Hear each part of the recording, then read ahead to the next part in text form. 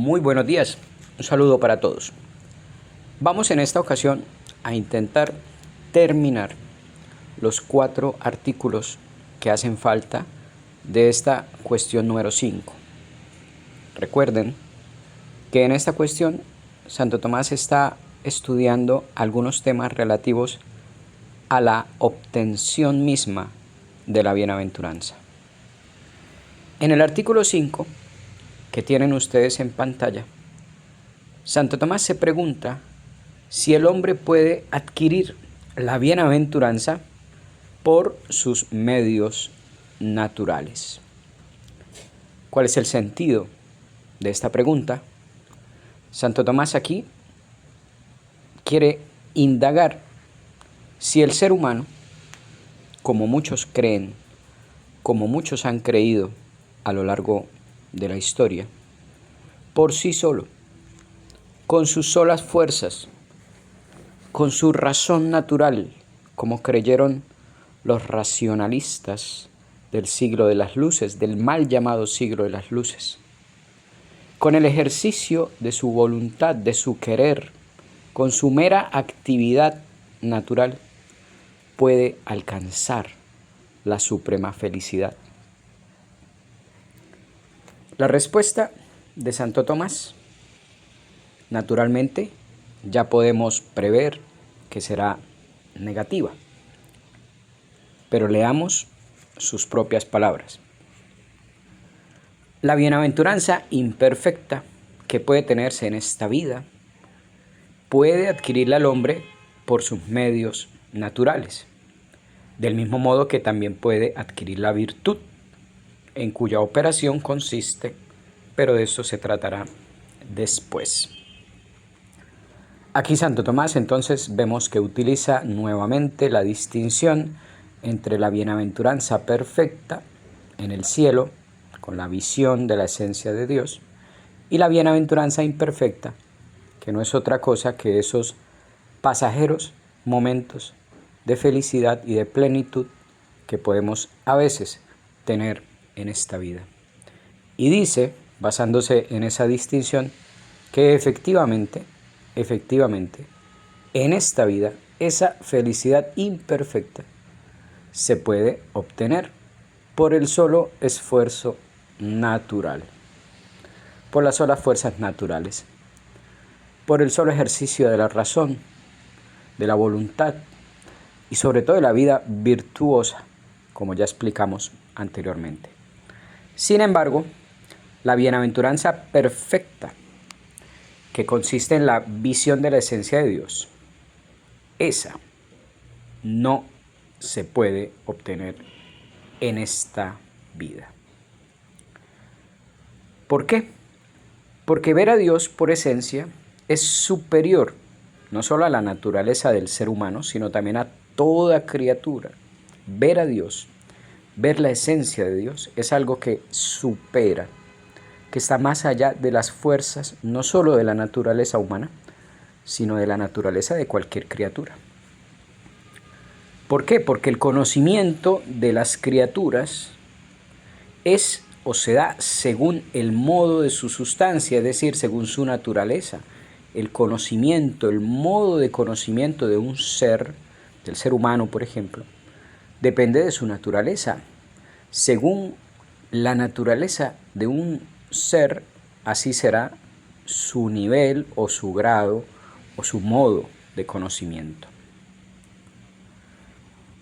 Pero todo conocimiento, según el modo de una sustancia creada, como la humana, finita, es insuficiente en la visión de la esencia de Dios, pues esa visión de la esencia de Dios supera infinitamente toda sustancia creada. Por consiguiente, ni el hombre ni ninguna otra criatura puede conseguir la bienaventuranza última por sus solos medios naturales. Recapitulando, dice Santo Tomás que la bienaventuranza imperfecta, esos trozos de felicidad que se pueden adquirir en esta vida, los puede construir el hombre con sus solas fuerzas. Esa felicidad pasajera, efímera, inestable, puede el hombre con sus solas fuerzas conseguirla. De ahí que veamos a tantas personas alejadas de Dios, pero que de vez en cuando logran cosas y alcanzan momentos de felicidad. De ahí que nos asombre a veces el bienestar o la felicidad que logran en esta vida los malos, por decirlo de alguna manera. Los corruptos, por ejemplo, que con el dinero que logran fruto de su corrupción, pues efectivamente se dan a sí mismos muchos bienes, muchos gustos, muchos lujos, muchos placeres. A esta felicidad, a estos momentos de felicidad imperfecta, Santo Tomás no tiene ningún problema en reconocer que esos trozos de felicidad efectivamente el hombre los puede adquirir por sus solas fuerzas, pero no así la bienaventuranza perfecta, que consiste en la visión de la esencia de Dios. ¿Por qué? Porque esta visión supera las capacidades y las posibilidades de toda naturaleza creada, de todo ser creado, incluido el hombre. En el artículo 6, Santo Tomás se pregunta si el hombre consigue la bienaventuranza por la acción de alguna criatura superior. Y esta pregunta que se hace Santo Tomás puede parecernos curiosa o innecesaria, pero en realidad responde a ciertos debates que habían en su época, pues muchos de esos siglos de la Edad Media creían que como Dios era un ser tan elevado por sobre el hombre, tan perfecto, tan todopoderoso, tan inaccesible, tan distinto de la naturaleza creada, pues no podía ser que la felicidad del hombre consistiera en alcanzar a ese ser tan elevado, sino que más bien había que decir con más humildad, aparentemente, que la felicidad suprema del hombre iba a consistir más bien en algún cierto relacionamiento, en alguna cierta convivencia con los ángeles. Y entonces en esa convivencia, en esa familiaridad con los ángeles, iba a obtener el hombre su suprema felicidad. Pero no Dios, porque eso era excesivo, porque eso era casi, diríamos, un acto de soberbia, creer que nuestra felicidad iba a ser estar junto a Dios y verlo en su divina esencia. Entonces decían, no, en realidad vamos a estar es con los ángeles, y de esa vida con los ángeles, de ese trato amistoso con los ángeles, va a producirse en nosotros una gran felicidad que es la que nos corresponde. Entonces Santo Tomás, para dar respuesta a todas esas objeciones, se pregunta en este artículo 6 si el hombre consigue la bienaventuranza por la acción de una criatura superior. Su respuesta: como toda criatura está sometida a las leyes de la naturaleza porque tiene virtud y acción limitada, la virtud de una criatura, es decir, las posibilidades de una criatura, no puede llevar a cabo lo que excede a las naturalezas creadas, a las criaturas. Por eso, si es necesario hacer algo que supere la naturaleza, eso lo hace inmediatamente y solo Dios, como resucitar un muerto, dar la vista a un ciego y cosas de este tipo. Y ya se ha demostrado que la bienaventuranza es un bien tan perfecto que supera las posibilidades de la naturaleza creada, de cualquier naturaleza creada.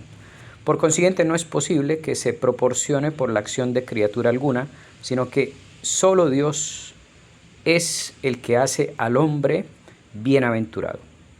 Si estamos hablando de la bienaventuranza perfecta.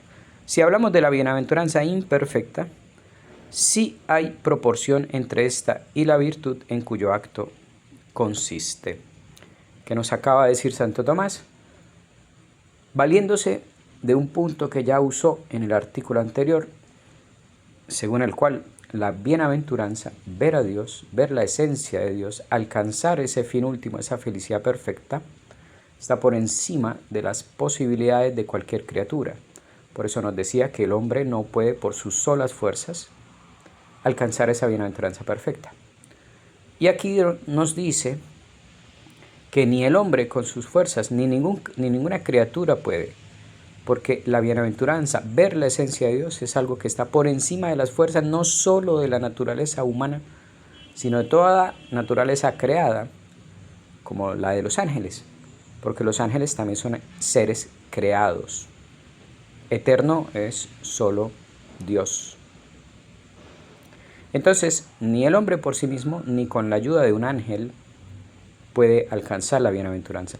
Solo Dios, dice aquí Santo Tomás, solo Dios hace bienaventurado al hombre. En el artículo 7, Santo Tomás se pregunta si se requieren algunas buenas obras para que el hombre consiga de Dios la bienaventuranza. Y es curiosa la respuesta que da, porque Santo Tomás dice, mire, si Dios quisiera, podía perfectamente crear un ser cuya voluntad desde el inicio, sin ningún tipo de esfuerzo, estuviera ya de suyo ordenada correctamente hacia su fin último y obtuviera su fin último. Dios podría hacerlo, pero nos va a decir Santo Tomás que no ha querido hacerlo de esa manera. Leamos sus propias palabras.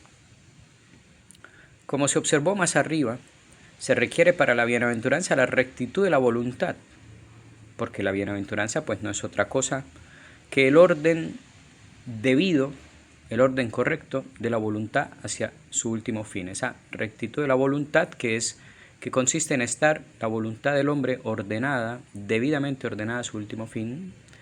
Esa ordenación es requisito para la bienaventuranza. Y se exige esta rectitud para la consecución del último fin, como se exige la disposición debida de la materia para la consecución de la forma. Pero con esto no se demuestra que alguna operación del hombre deba preceder a su bienaventuranza, pues Dios podría hacer a la vez que la voluntad tendiera rectamente al fin y que lo consiguiera, del mismo modo que a veces dispone la materia e induce la forma. Pero el orden de la sabiduría divina exige que no se haga esto así. Tener el bien perfecto sin movimiento, porque ¿qué nos acaba de decir Santo Tomás?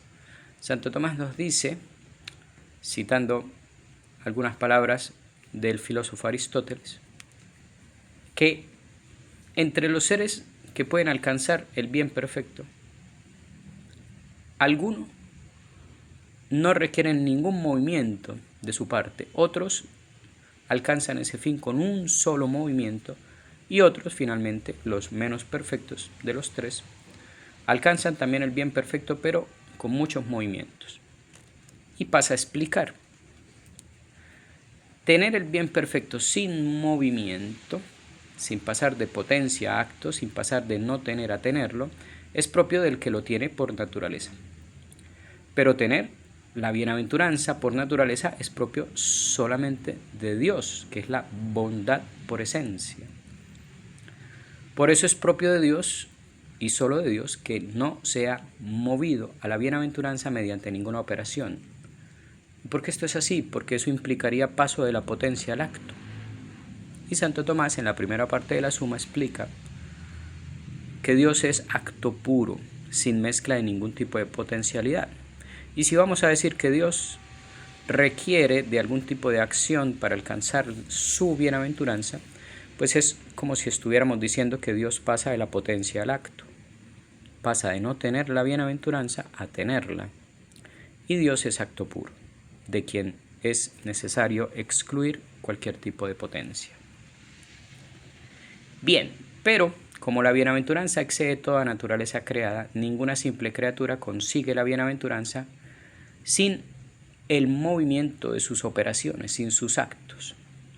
Pero hay una diferencia. El ángel superior al hombre la consigue la bienaventuranza según disposición de Dios, con un solo movimiento de su operación. Tiene el ángel una naturaleza tan por encima de la naturaleza humana que no requiere de hacer muchas acciones meritorias para alcanzar el fin último, sino que su naturaleza es capaz de actos tan perfectos que con uno solo,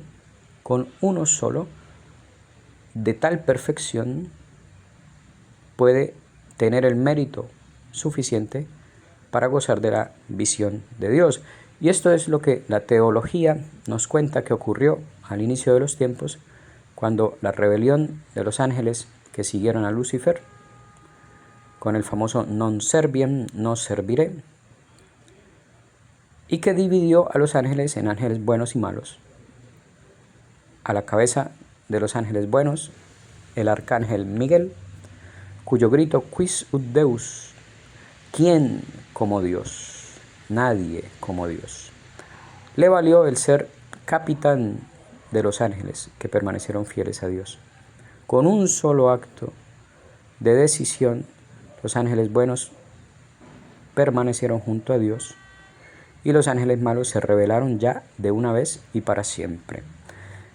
Debido a su misma perfección, esta suerte que corrieron los unos y los otros es debida a la misma perfección de la naturaleza, porque uno a veces cuando medita en estas cosas de los ángeles uno dice, pero con una sola decisión los ángeles buenos fueron buenos para siempre y los ángeles malos fueron demonios para siempre, con una sola decisión.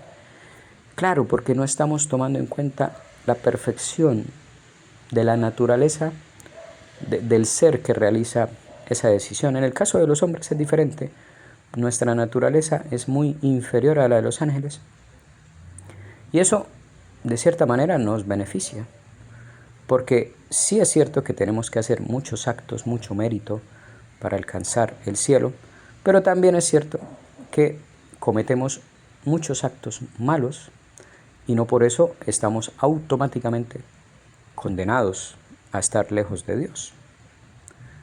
Nuestra misma inferioridad respecto de los ángeles hace posible el fenómeno del arrepentimiento. El arrepentimiento es posible porque somos seres imperfectos. Somos seres inferiores respecto de los ángeles y más aún respecto de Dios, que podemos cometer errores y arrepentirnos y dar marcha atrás y volver a empezar, porque esa es nuestra naturaleza. En el caso de los ángeles, su naturaleza no permite arrepentirse y decir, cometí un error, retrocedo, me arrepiento y vuelvo a empezar. No, su naturaleza es tan perfecta, su conocimiento de las cosas es tan perfecto, su voluntad tiene tal fuerza que una vez tomada una decisión, no hay posible marcha atrás, porque esa decisión fue tomada desde un pleno conocimiento y con toda la fuerza de la voluntad. Por lo tanto, no hay una marcha atrás posible en el caso de los ángeles. Entonces dice Santo Tomás, para retomar el artículo que estamos revisando, que Dios, por identificarse con la bondad misma, no requiere pasar de la potencia al acto de no tener a tener esa bienaventuranza, sino que sin ningún tipo de acto, sin ningún tipo de movimiento, de operación, de acción, Dios es bienaventuranza, Dios es fuente de toda bienaventuranza.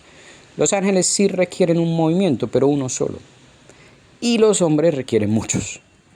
Todas esas acciones que ganan méritos para el cielo, hechas en la gracia de Dios, con la voluntad debidamente ordenada hacia el fin último, se llaman actos meritorios y sirven para la vida en el cielo. Termina Santo Tomás. Los hombres, en cambio, la consiguen, la bienaventuranza, con muchos movimientos de operaciones que se llaman méritos. Por eso también, según el filósofo, la bienaventuranza es premio de las operaciones virtuosas. Finalmente, el artículo 8 de esta cuestión número 5. Se pregunta Santo Tomás si todos los hombres, todos los seres humanos que han existido, que existen y que todavía existirán, desean la bienaventuranza, quieren ser bienaventurados. Y la respuesta que va a dar Santo Tomás se va a fundamentar en una distinción. la distinción entre lo que la bienaventuranza es en su concepto, por así decirlo, y aquella cosa concreta en la cual creemos que esa bienaventuranza puede estar. Leamos la respuesta de Santo Tomás. Se puede considerar la bienaventuranza de dos modos. Uno, según la razón común de bienaventuranza. Y así es necesario que todo hombre quiera la bienaventuranza. La razón común o el concepto de la bienaventuranza es ser el bien perfecto. La bienaventuranza es el bien perfecto. Ese es su concepto. Ahora bien, como el objeto de la voluntad es el bien perfecto de alguien es lo que sacia totalmente su voluntad. Por eso, desear la bienaventuranza no es otra cosa que desear esa saciedad, esa plenitud de la voluntad. Y esto lo deseamos todos. Esto lo desea cualquiera, dice Santo Tomás. Todos deseamos esa plenitud. Todos buscamos esa plenitud. Todos. Por eso Aristóteles decía que todos los hombres desean esa felicidad. Todos los hombres desean ser felices.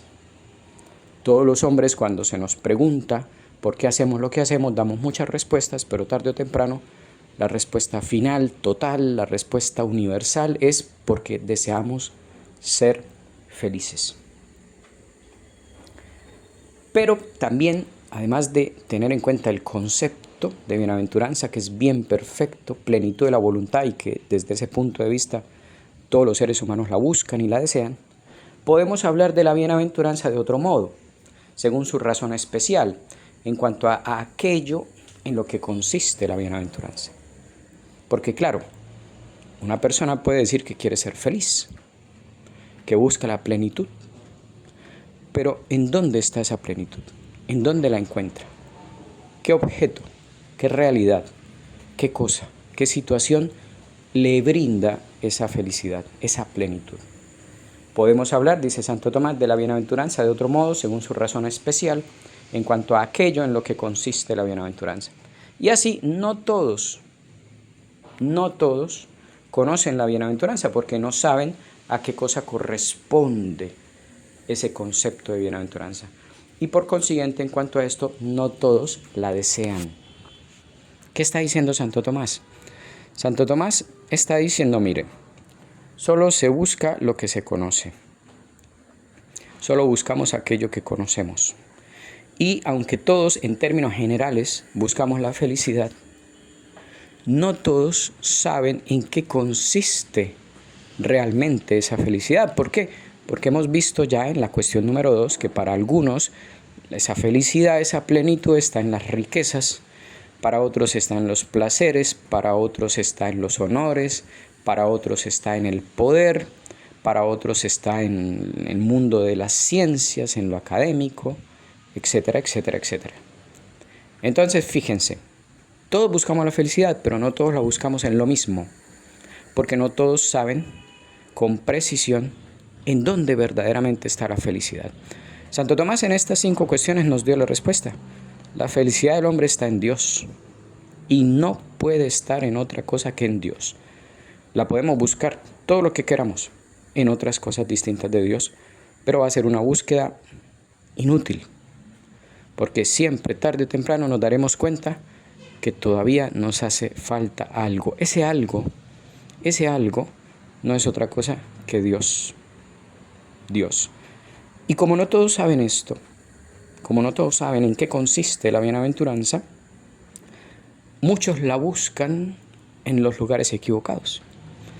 Y de ahí surgen tantos vacíos, tantas depresiones, tantas infelicidades, tantas vidas rotas, tantas vidas sin sentido, que corren día a día afanados tras de espejismos de felicidad porque su naturaleza busca esa felicidad. Todos los hombres desean la felicidad, pero al no saber exactamente en dónde buscarla, la buscan en donde la felicidad no puede estar. Entonces dice aquí Santo Tomás, en cuanto al concepto, todos estamos de acuerdo en buscar la felicidad. En cuanto a aquello en lo que la felicidad se encuentra, no todos buscan realmente la bienaventuranza, porque no todos conocen verdaderamente dónde ella está.